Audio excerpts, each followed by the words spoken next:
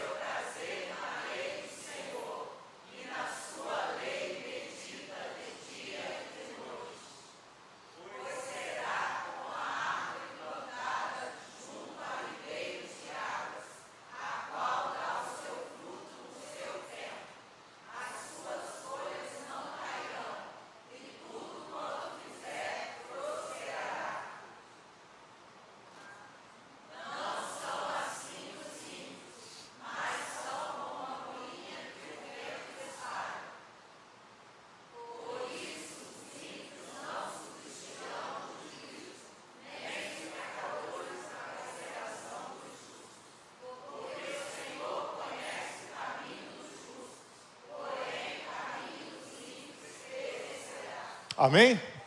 Feche seus olhos, vamos orar? Pai, nós te louvamos. Obrigado por esse momento que o Senhor tem proporcionado a nós, como filhos, como igreja, como corpo do Senhor. Muito obrigado pela tua presença em nosso meio. Agora, Pai, nós te pedimos humildemente que o Senhor fale conosco por misericórdia e graça, que o Senhor conduza este momento para a tua própria glória, conduzindo a nossa mente e o nosso coração cativos aos teus cuidados. Ilumina a nossa mente para que a gente compreenda tudo aquilo que o Senhor tem para nós e que o Senhor nos ajude no poder do teu Espírito Santo a colocarmos tudo em prática aquilo que nós formos tratar aqui nesta noite. Eu te oro assim, ó Deus Pai, no nome do nosso Senhor e Salvador Jesus Cristo. Amém. Amém, meus irmãos? Hoje à noite nós iremos finalizar a série de mensagens Enraizados para Frutificar, e o tema da mensagem de hoje é Enraizados para Frutificar. O texto está baseado no Salmo de número 1, que é um texto muito forte, muito bacana de se conhecer, um texto muito profundo quando nós vamos caminhar debaixo da iluminação do Espírito Santo, na compreensão do que esse texto fala conosco. E o interessante é que quando eu comecei a meditar nesse texto, eu fui percebendo que o salmista, ele faz algo interessante. Ele apresenta dois caminhos que estão todos os dias diante de nós. Todos os dias, meus irmãos, todos nós, cada um de nós aqui, tem pela frente como se fosse uma bifurcação, se a gente pode dizer assim. É como nós termos duas opções, e eu não estou falando apenas de opção do mal e a opção do bem, é sobre qual será a fonte que vai alimentar a nossa vida justamente em cada dia que a gente acorda. Qual fonte vai alimentar as nossas raízes? Da onde que nós iremos retirar forças para vencer o dia de hoje? Amanhã nós iremos acordar e nós precisaremos decidir de onde nós iremos retirar forças para vencer exatamente o dia que nós teremos pela frente. Todos os dias nós temos justamente essa decisão. Aonde que eu vou tirar forças? E o salmista apresenta justamente esses dois caminhos, que quando a gente vai caminhar um pouquinho dentro na compreensão deles, a gente passa também a entender que não são só apenas dois caminhos, mas são duas identidades, que finaliza em dois destinos, das quais o Senhor tem colocado diante de cada um de nós todos os dias. E por isso, a pergunta de hoje não é apenas para onde você está indo. Para onde que você está caminhando? Em qual direção? Mas a pergunta é: onde você está enraizado? Da onde você está tirando as forças para você vencer o dia de hoje? Da onde você está tirando a seiva vital de uma árvore para vencer o dia que está na sua frente? E o interessante, e aqui eu vou focar apenas nos 3 primeiros versos do Salmo de número 1, a gente encontra justamente esse segredo para nós termos uma vida, não apenas para a gente sobreviver aos enfrentamentos que nós temos todos os dias, às secas que se levantam diante de nós, mas a gente encontra um segredo para a gente frutificar, mesmo em tempos de dificuldade. É por isso que eu vou te convidar a deixar a sua Bíblia aí, deixa a sua Bíblia aberta nos 3 primeiros versos que nós vamos meditar neles um por um, ok?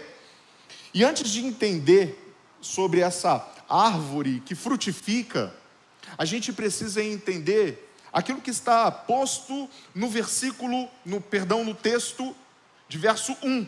Entender o solo que a gente precisa evitar.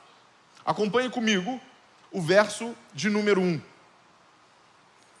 Bem-aventurado o homem que não anda segundo o conselho dos ímpios, nem se detém no caminho dos pecadores, nem se assenta na roda dos escarnecedores. Por isso eu chamo esse versículo de tópico 1, a progressão do pecado.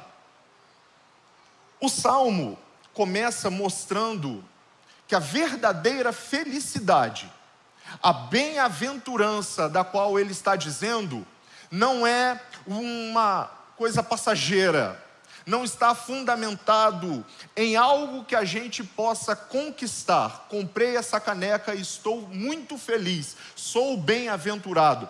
Não, a bem-aventurança aqui que o salmista alega é um estado que se alcança quando se tem um relacionamento profundo com o Deus Criador de nossas vidas.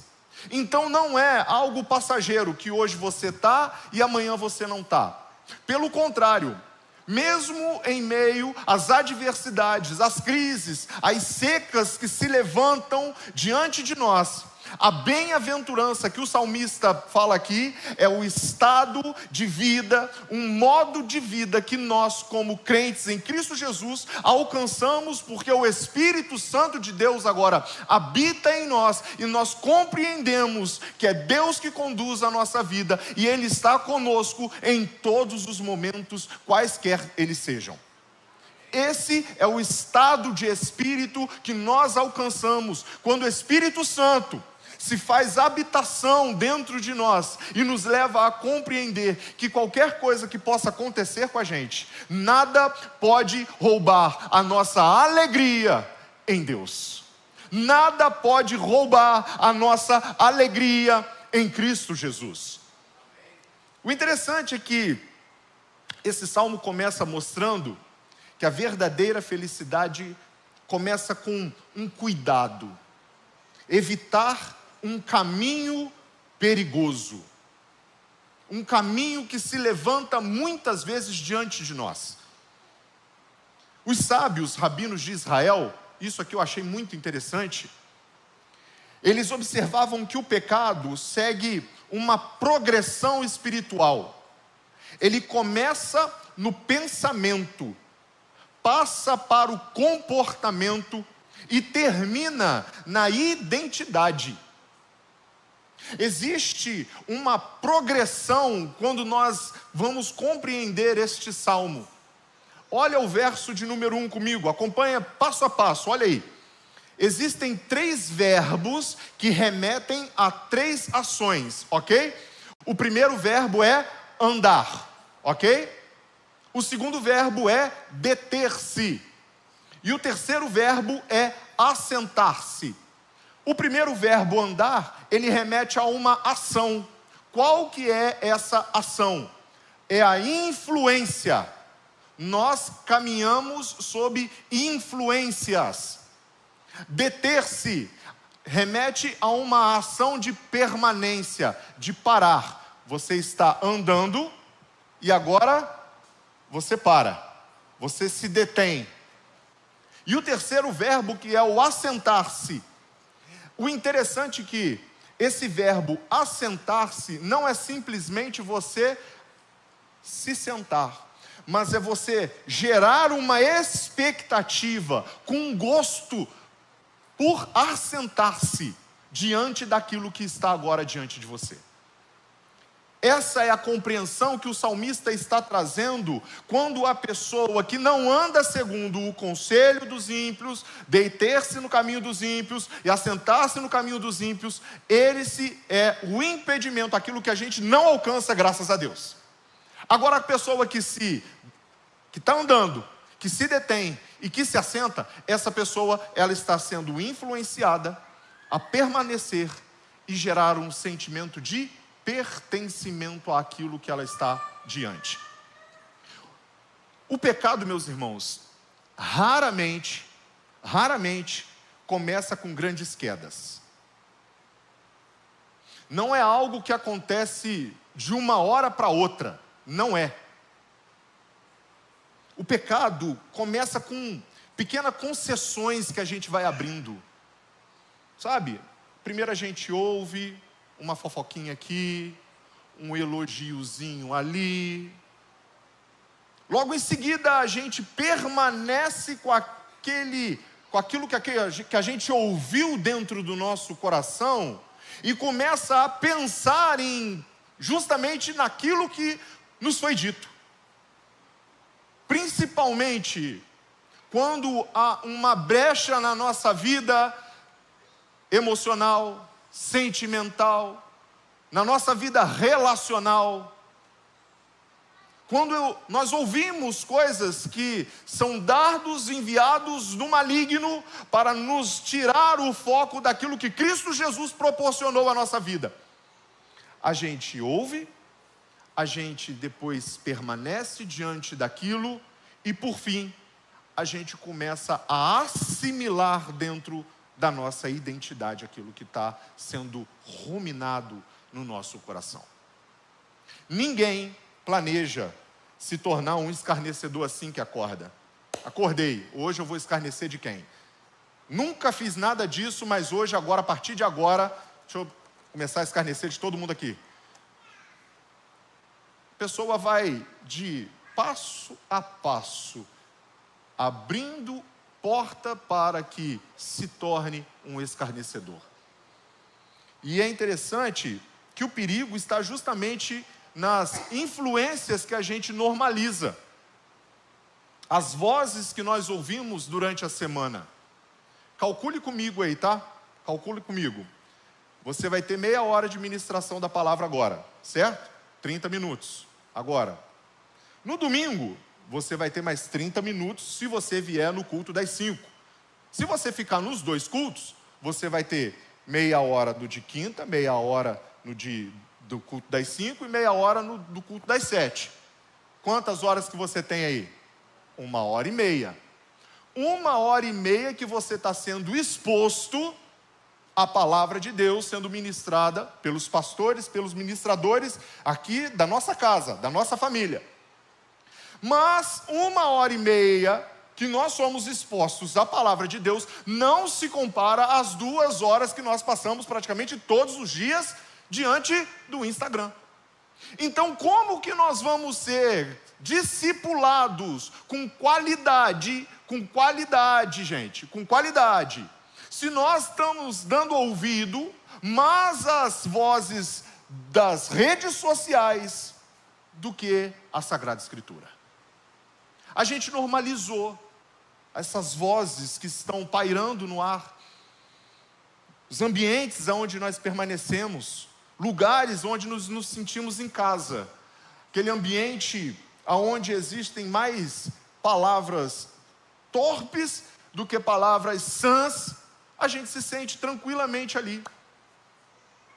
Nós normalizamos essas situações. Não pode isso acontecer na nossa vida. Precisa ser gerado dentro de nós, meus irmãos, um senso de repulsa, uma vontade de vomitar aquele ambiente de dentro de nós e sair dali. A Escritura nos ensina a cortar o pecado na raiz antes que ele frutifique em nossa vida.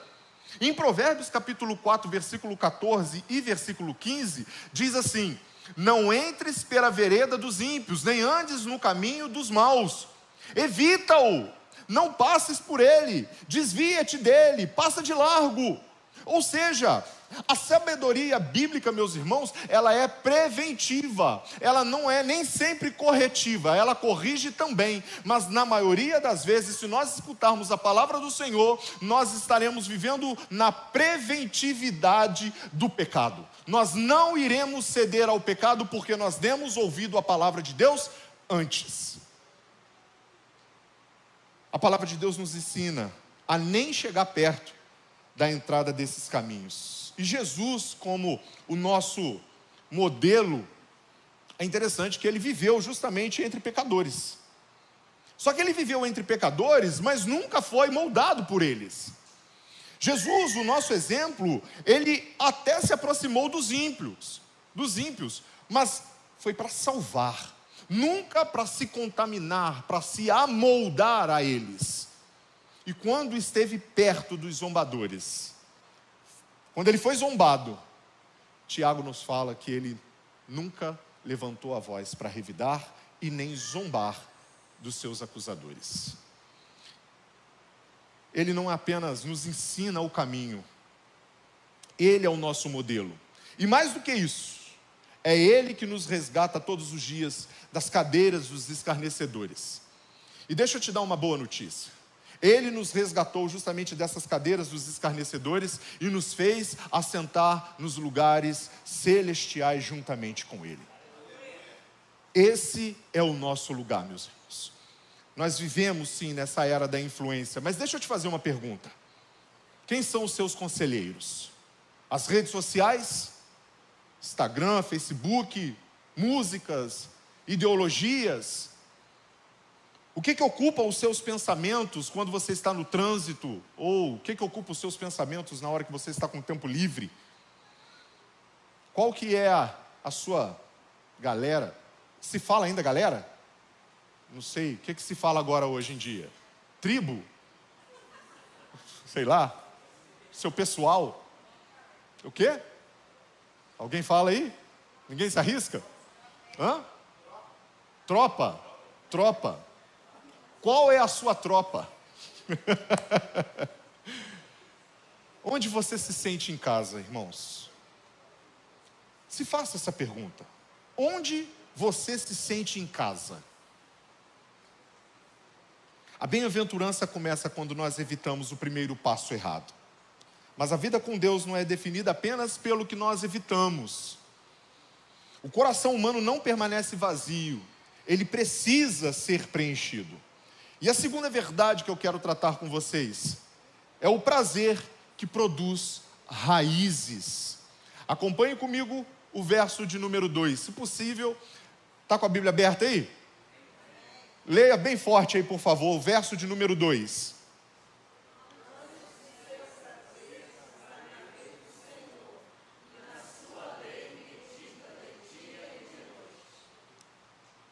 Percebe que aqui acontece uma virada. Primeiro verso 1, ele fala sobre a pessoa que anda no caminho errado. E agora ele fala sobre algo que é completamente contrário ao verso 1. É uma virada completa, como se fosse um 180, um giro de 180. A felicidade bíblica não é apenas fugir do mal, meus irmãos, mas amar, se dedicar, buscar, olhar, focar, caminhar em direção àquilo que é santo. Então, tem o lado negativo, que é fugir, você foge daquilo que é mal. E tem o lado positivo, que é aquilo que você busca. Se pelo contrário você foge do caminho mal, então você tem que, na positividade, caminhar em direção àquilo que é santo, buscar aquilo que te traz vida, aquilo que traz alegria verdadeira, aquilo que é santo, aquilo que Deus tem para nós. A lei do Senhor, aqui, que o salmista trata, é a palavra Torá. Só que se a gente pegar ela e apenas trazer o conceito jurídico da palavra lei, que são as coisas que Deus impõe para a nossa vida, fica muito pequeno a compreensão desse texto. É interessante que quando nós expandimos a compreensão, a gente passa a entender que a palavra Torá, dentro desse texto, ela remete à instrução, a uma direção. É a revelação do próprio Deus, de quem Ele é para a nossa vida. É Ele se desejando ser adorado na maneira que Ele se revela a você. Então a Torá aqui não é simplesmente a lei, mas é a própria presença do Deus Criador sendo manifesta a mim e a você. E é interessante porque o justo aqui, a gente precisa entender que ele apenas não lê a Bíblia, ele não apenas lê a lei de Deus, ele medita. E é interessante que no conceito da palavra meditar, remete ao conceito agrícola, né? Todo mundo sabe que a vaca tem 2 estômagos, ok? Então ela come, manda para o primeiro estômago, ela volta com a comida, ela continua ruminando e depois manda para o segundo estômago, ok? Para só depois ela fazer o sistema digestivo total, ok? Alguém sentiu nojo ali, né? Obrigado. Aqui é esse conceito, é o conceito de você ruminar a palavra de Deus, daquilo que você lê, mas você não apenas lê, você medita. E preste atenção que não é essa meditação igual às religiões orientais de você esvaziar a sua mente numa posição, ficar lá fazendo meditações. Não, a palavra de Deus aqui está dizendo que não é você esvaziar a sua mente, mas é você encher a sua mente com a palavra de Deus. É diferente. É por isso que quando você medita na palavra do Senhor, num versículo, qualquer que seja ele, na parte da manhã, esse versículo precisa estar de braço dado com você durante todo o seu dia, porque é ali que você está extraindo vitamina para a sua vida, é dali que você está extraindo a seiva para sustentar as suas raízes em Deus. O Senhor é meu pastor, nada me faltará de manhã. O Senhor é meu pastor, nada me faltará de tarde. O Senhor é meu pastor, nada me faltará na hora que bateram no seu carro. O Senhor é meu pastor, nada me faltará na hora que o desemprego chegou. E é ali que você está sendo sustentado, porque o Senhor é o seu pastor, nada vai te faltar. A presença dEle é constante na sua e na minha vida, independente daquilo que você estiver passando.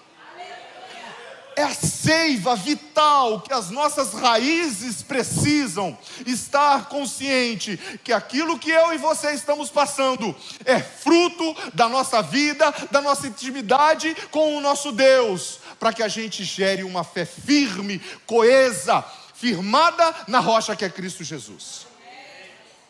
Isso é alimentação para a nossa vida. O grande problema da espiritualidade dos dias de hoje é que ela é muito superficial. O maior desafio da igreja moderna, pastor Rodrigo, não é falta de Bíblia. Bíblia nós temos um monte, mas é a falta de profundidade. As pessoas hoje estão muito rasas. Se você for conversar com uma pessoa, e aqui, entenda, meus irmãos, eu não estou apontando dedos, eu estou falando geral, tá? Se você vai conversar com uma pessoa, ela, não, beleza, tudo bem, você leu a Bíblia hoje? Quantos versículos? Meio, porque na metade do caminho eu dormi. O que você entende de Jesus chorou? Que ele tinha lágrimas. Sabe, não consegue compreender. Deixa eu te dar um dado triste aqui, muito triste. Saiu recentemente uma pesquisa, ano passado, em 2025, que 83%, presta atenção, não são de vocês, são dos pastores, não leem a Bíblia constantemente. 83% dos pastores que foram entrevistados não leem mais a Bíblia. Enxergam a Bíblia apenas como o seu instrumento de trabalho. Preciso montar uma pregação. Senta, lê a Bíblia e prepara o sermão.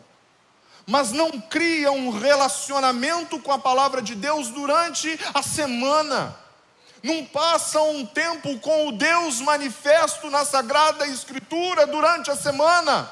E isso é triste, preocupante, porque mostra justamente a superficialidade da igreja. Se um pastor que não passa tempo com a palavra de Deus, que está nesse nível, imagina a igreja.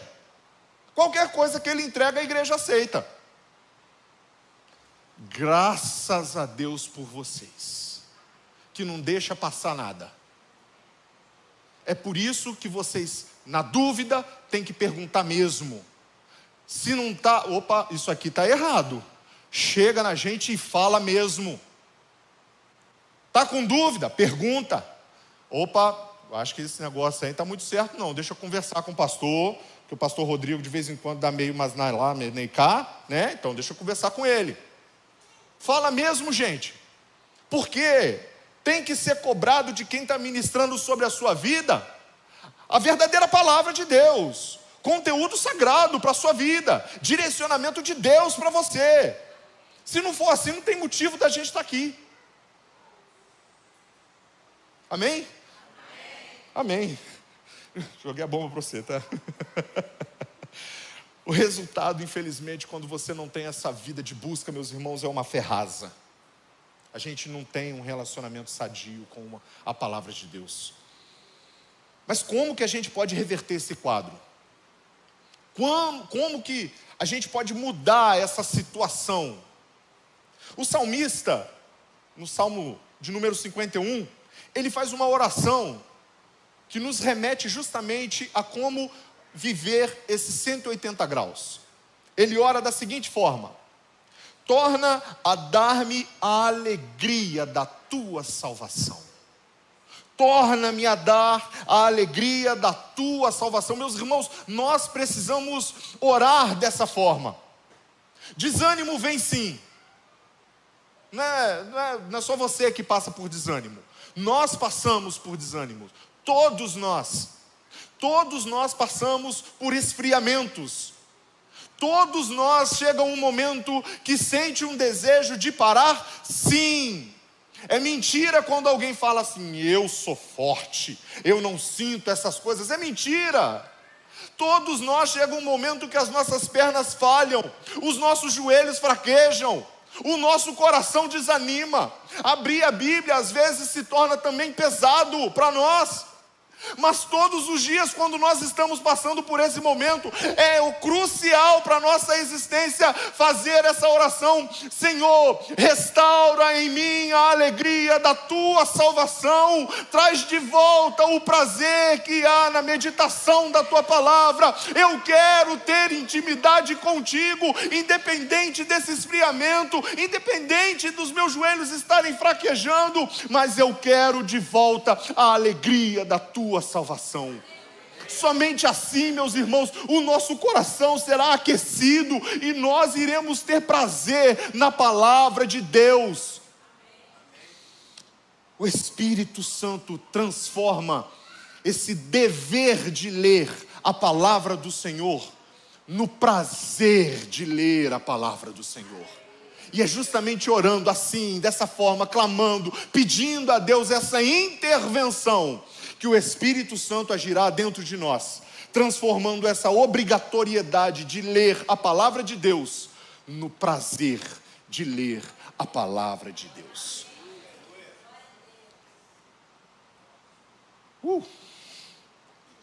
Mas como que a gente evita esse solo errado e a gente cria essas raízes na palavra?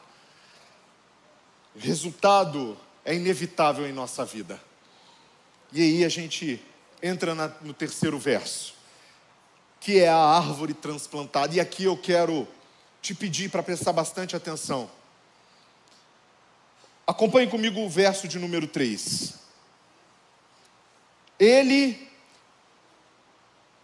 Vamos mudar aí? Vamos mudar? Vamos falar bem forte. Amém? Tá? Vamos lá. Eu sou como a árvore plantada junto a ribeiros de água, a qual dá o seu fruto no tempo certo e cujas folhas não caem, e tudo o que eu faço prospera. Amém? Sou eu e você aqui nessa situação aqui. O salmista, preste atenção, não descreve uma árvore que nasceu ali por acaso. É uma árvore que foi plantada intencionalmente. E isso aponta justamente para uma ação única e exclusiva de Deus. Uma árvore plantada junto a ribeiros. Bonitinha essa imagem, né? Árvore frutífera junto a ribeiros de água. O justo é alguém que foi colocado no lugar certo pelo jardineiro divino. Foi Deus que te plantou aonde você está. Você não foi parar aonde você está por acaso, por destino da vida. Não. Se Deus te colocou no seu serviço, se você está ali no seu serviço, foi porque Deus te colocou. Se você está aqui hoje, é porque Deus te colocou aqui hoje. Se você nasceu na família que você nasceu, meu irmão, é porque foi Deus que te plantou ali naquela família. E isso precisa ficar muito bem claro dentro da nossa cabeça, porque não é da vontade própria do ser humano que nós fazemos certas coisas. Estar aqui em família, reunidos, proclamando Cristo como o único, nosso suficiente Salvador, não foi da sua própria e livre vontade, foi decisão de Deus escolher você para servir a Ele na Igreja Presbiteriana Aliança ou em qualquer outra igreja que professa Jesus como o único suficiente Salvador. O interessante é que essa árvore possui 4 marcas, 4 qualidades. Dá só mais um tempinho que daqui a pouco a gente acaba, tá? A primeira qualidade é que ela dá fruto no tempo certo. E isso aponta, tá, para uma confiança no processo de Deus. Dar fruto não cabe a você decidir. Ah, mas eu tenho orado há tanto tempo. Confia no processo. Ah, mas eu evangelizo tanto, meu marido, a minha esposa, os meus filhos. Confia no processo. Mas, meu irmão, a árvore dá fruto é no tempo certo de Deus, não é no nosso. E quando a gente consegue captar essa imagem, essa ideia, meu irmão, o nosso coração começa a descansar, aprende a descansar em Deus. Não foi com agora, daqui a pouco vai ser. Se não foi depois, daqui a pouco vai ser. Mas se não acontecer, meu irmão, o que importa é que Deus está contigo do início ao fim. É isso que importa. É isso que importa. Suas folhas não murcham. Ou seja, mantenha a paz e o testemunho nas provações. Olha aquela árvore ali. Está bonita. Está cheia de... As folhas delas estão verdes. Isso aponta para o testemunho da nossa vida, meu querido. Não é apenas o fruto que as pessoas olham, é se a árvore está frondosa, se ela está bonita, se ela está verde, se suas folhas estão vigorosas. Isso é testemunho da nossa vida. A terceira qualidade, ela permanece firme, independente do vento. Nós somos inabaláveis durante as lutas. Nós permanecemos firmes. Nós não somos daqueles que retrocedem. Amém? Você é daquele que retrocede? Misericórdia. Nós não somos daquele que retrocedem. E a quarta qualidade, ele prospera. Cumpre o seu propósito e é abençoado em tudo. Entenda, meus irmãos, que a promessa aqui não é a ausência da seca, não é a ausência de calor, não é a ausência do sol escaldante, mas a promessa aqui é a presença constante da água, porque você está plantado junto a ribeiros de águas vivas.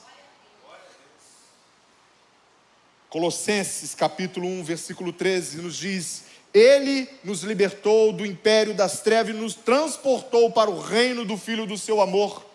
Nós fomos transportados, nós éramos árvores secas em desertos, mas o Senhor, com o seu amor e com a sua misericórdia, nos retirou desse local, desse ambiente, e agora nos transportou para junto a ribeiros, para o reino do Filho do seu amor. E é justamente ali, plantado junto a ribeiros de água viva, que nós produzimos frutos para a glória do Senhor.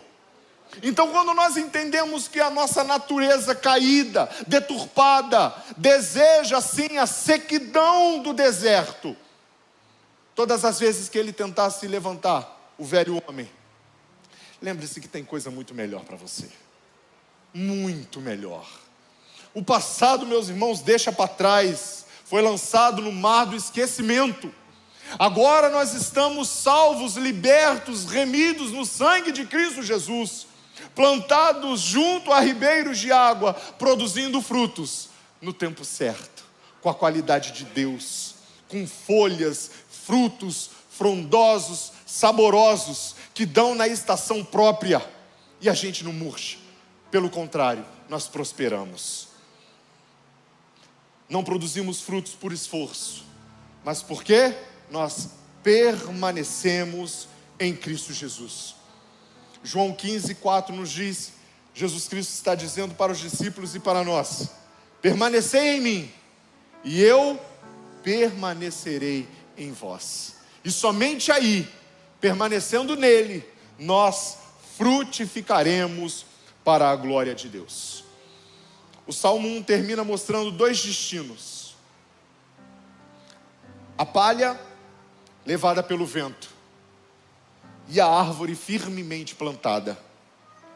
Todos nós já estivemos no caminho da perdição, mas Deus, em Cristo Jesus, com grande graça, com grande amor, com grande misericórdia, nos tirou justamente desse caminho. E o meu convite hoje para você é pensar justamente nessa oportunidade que você tem de ser essa árvore frondosa, de estar firmado, enraizado em Cristo Jesus, abandonar essas influências que secam a alma, encontrar prazer na voz de Deus, que é a própria palavra viva, Cristo Jesus, o nosso Senhor, o Logos que se fez carne e habitou entre nós. Então o nosso prazer tem um nome: Cristo Jesus. A nossa palavra tem um nome: Cristo Jesus. A nossa rocha onde nós nos enraizamos tem um nome, e é Cristo Jesus. Somente nele nós vamos conseguir frutificar. E para você pensar, raízes profundas produzem frutos duradouros. Onde você está enraizado? Que essa seja a nossa bem-aventurança, para a glória de Deus.